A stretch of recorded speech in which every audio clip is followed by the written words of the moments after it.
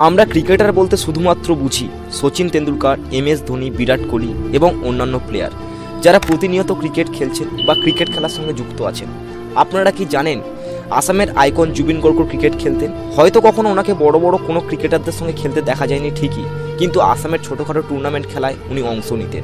জুবিন গার্গ যে একজন ভালো ক্রিকেটার ছিলেন, উনি মারা না গেলে হয়তো আসামবাসীরা ছাড়া ভারতবর্ষের কেউ জানতেই পারতেন না।